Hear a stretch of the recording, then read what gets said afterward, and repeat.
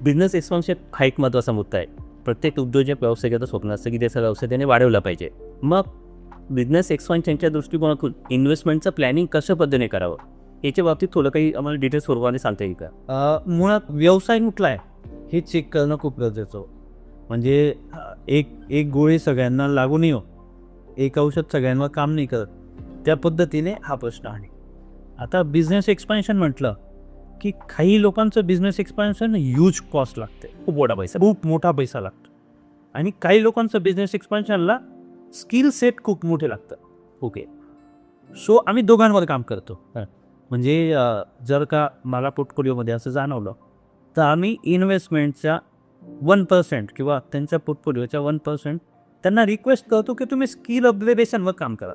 त्यावर सुद्धा काम केलं पाहिजे. प्रॉब्लेम काय होतो ना की सगळेजण इन्कम किंवा इन्व्हेस्टिंगवर फोकस करत आहे की माझ्याकडे 100 रुपये येत आहेत, त्याच्यातनं मी 30 रुपये इन्व्हेस्ट करेल, मी 30 वर्ष थांबेल.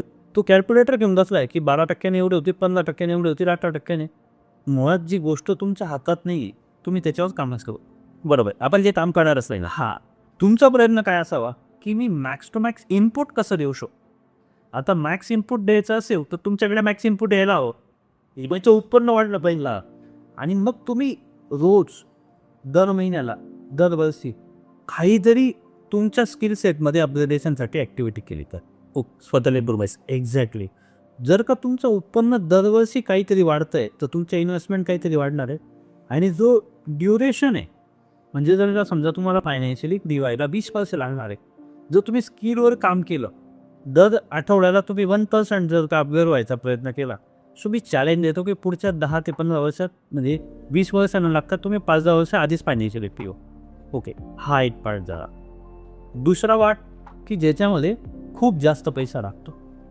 आता खूप जास्त पैसा जिथे लागतो ना, तिथे कॅश फ्लो पण मोठा असतो. जो मोठा कॅश फ्लो आहे, त्या कॅश फ्लोमधून आम्ही प्रयत्न करतो की काही अमाऊंट आपण वेळोवेळी केली पाहिजे. म्हणजे जर का समजा त्यावेळेला एखादं मशीन आहे, आपण अपग्रेडेशन असं समजू की त्याला एक नवीन प्लांट लावायचं आहे, ते मशीन नवीन टाकायचं आहे, तर ते मशीनची कॉस्ट आज 1 करोड रुपये.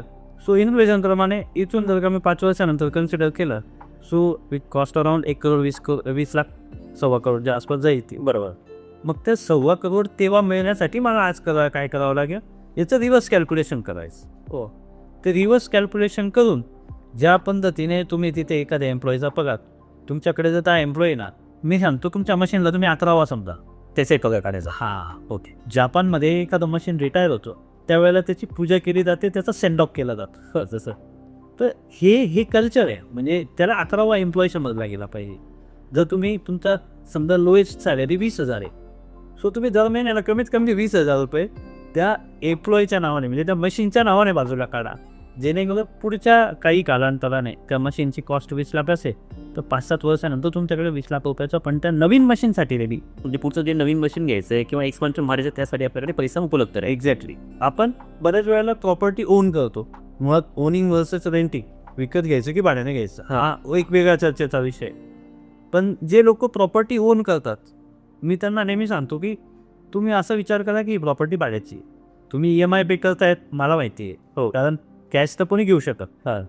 तर तुम्ही त्या प्रॉपर्टीच्या पण 1% म्हणजे समजा जर का तिथे 1 करोड रुपयाची प्रॉपर्टी आहे, तर तुम्ही ॲटलिस्ट असं समजा की 50,000 रुपये भाडं जाणार आहे, ते वाचते. हो, तर ते भाडं तुम्ही इन्व्हेस्ट करा. म्हणजे ज्या वेळेला तुम्हाला 5 वर्षानंतर नवीन प्लॅनसाठी जागा लागते, तर ते वेगवेगळ्या कॉस्ट डाऊन पेमेंट म्हणून तुमच्याकडे का. ओके, म्हणजे तुमचं जे डाऊन पेमेंट आहे ते रेडी, मशीन कॉस्ट रेडी.